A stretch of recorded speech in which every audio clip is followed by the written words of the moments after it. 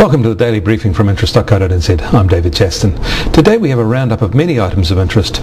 We start with reaction to Thursday's OCR decision, look at oil and petrol prices, and also look at some stunning dairy price implications.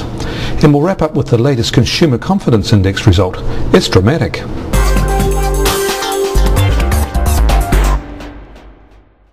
As we noted yesterday, some economists think the OCR has some way to go up, possibly in two increases of 25 basis points in 2008, before the conditions will be right to start heading down. Most others believe it will stay at the current level before retreating.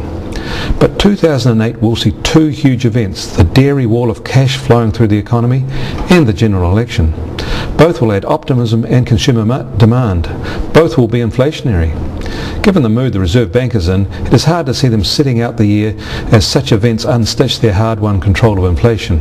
We're in the camp of those who see a higher OCR. After all, why would Dr. Bollard so explicitly warn the politicians about fiscal looseness?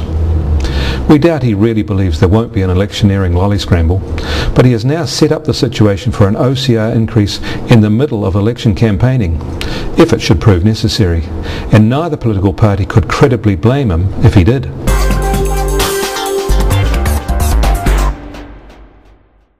These days there is much talk of $100 oil. That is where the crude oil prices break through the $100 per barrel level. They're currently about $80 a barrel, having retreated slightly recently, but the $100 level will undoubtedly be broken soon. However, the question is, will that be a bad thing? In past decades, a high oil price preceded recessions, but that is unlikely to happen this time. Firstly, and for the first time ever, apart from a few basket cases, no country in the world is in recession. Even Africa is in an economic growth mode.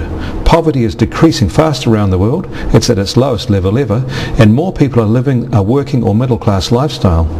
That is creating huge economic growth and opportunities and enabling most people to afford higher prices for fuels. Our petrol price is also certain to rise. It is probably on the way up to $2 a litre over the next few years.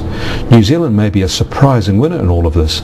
A major crude oil discovery in the Great Southern Basin will transform everything, including how we fight inflation. The key to living with oil price changes is that they come gradually and predictably. Large and sudden increases are the ones that tend to create recessions.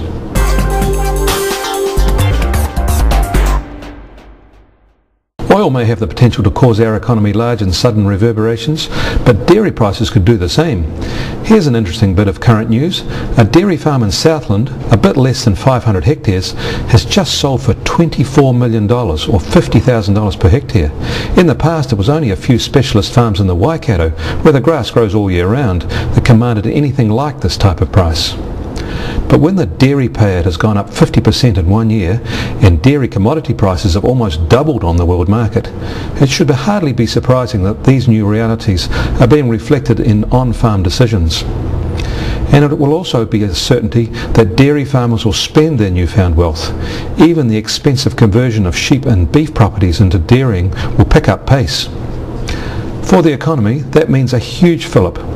It means economic growth. It also means inflation and an OCR that is unlikely to go down anytime soon.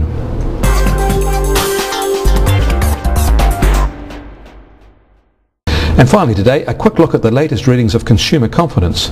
This index from Roy Morgan has shot up dramatically for early October. It is the largest two-week move since a move of similar proportions down in February 2006. The main change in sentiment is from those who think that we will be better off this time next year. We're a nation of optimists, and perhaps we are collectively deciding that we'll benefit significantly from the 2008 electioneering handouts. Dr. Bollard not only has to restrain the politicians, he apparently needs to work harder to restrain us. You can get more news and start with Newsmaker Views on our news page. Join us again on Monday for the freshest finance news on the web. We'll see you then.